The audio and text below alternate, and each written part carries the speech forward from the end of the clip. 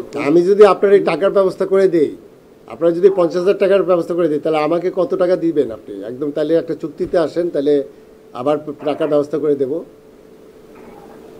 আপনি যদি করে দিতে পারেন তাহলে অর্ধেক দিবেন 25,000, তাহলে আপনার, কারণ আপনি তো বসে বসে পাচ্ছেন। হ্যাঁ সেটা অত নিবেন কেন? আমার তো খরচপাতি আছে তো। জি, আপনি রহিমা বেগম বলছিলেন? আমি কলকারখানা অধিদপ্তর অফিস ফরিদপুর থেকে বলছিলাম।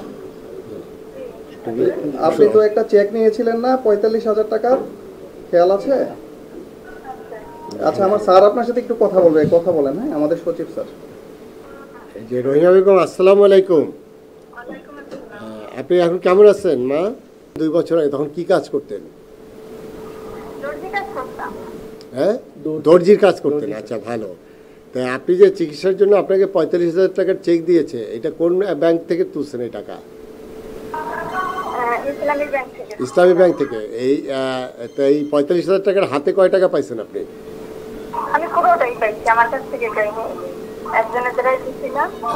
আপনার এই কাজটা কে করে দিছে? এই ওই জায়গার একজন, ওই যারা ফর্ম নেয়, ফর্ম নেয়। আপনার পুরা টাকা দিছে? সে এত ভালো মানুষ?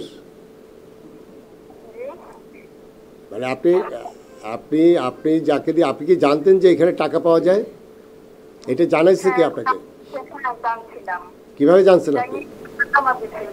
না, আপনি যে এখানে টাকা পাওয়া যায় এটা কিভাবে জানছেন? জানছিলাম, ওই ইসের থেকে একদম খুঁজে খুঁজে আর কি বলছিল।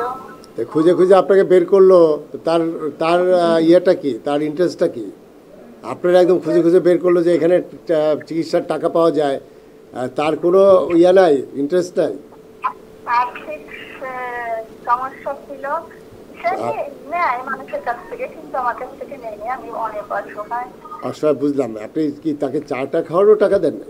এটা তো আমি বিশ্বাস করবো না। সে নেয় কিন্তু আমার কাছ থেকে নেই। তাহলে আপনার সাথে এত ভালো সম্পর্ক তার? আচ্ছা, গুড। সে আরো কয়জনের কাজ করছে এরকম? এটা আমি বলতে পারি না। আচ্ছা, ঠিক আছে। তাই এইভাবে টাকা কয়বার নিচ্ছেন আপনি?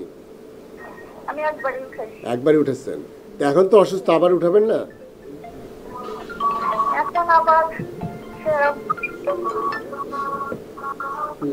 আমি যদি আপনার এই টাকার ব্যবস্থা করে দিই, আপনারা যদি 50,000 টাকার ব্যবস্থা করে দিই, তাহলে আমাকে কত টাকা দিবেন আপনি? একদম তাহলে একটা চুক্তিতে আসেন, তাহলে আবার টাকার ব্যবস্থা করে দেব। আপনি যদি করে দিতে পারেন তাহলে অর্ধেক দিবেন 25,000, তাহলে আপনার, কারণ আপনি তো বসে বসে পাচ্ছেন। হ্যাঁ সেটা অত নিবেন কেন? আমার তো খরচপাতি আছে তো। খরচাপাতি আছে। আপনি তো 25,000 টাকা বসে বসে পাচ্ছেন। আমরা গরিব মানুষ, বুঝেন না। আচ্ছা, ঠিক আছে, আপনি 20,000 টাকা দিয়েন, তাহলে হবে? আরেকটু কমাই রাখেন।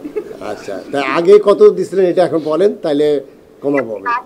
একদম সত্যি করে বলেন। হ্যাঁ, আমি দিইনি, আমি আর আমার মেয়ের চিকিৎসা করছিলাম। আপনার মেয়েও টাকা পাইছে? মানে আমরা দুইজনই অসুস্থ, আমার মেয়ের হাত ভাঙা। আপনার মেয়ে কত পাইছে? সে পাইছিল 40,000। 40,000। আপনি পাইছেন 50,000। আর আপনার আশেপাশের বাড়িতে আর কত পাইছে?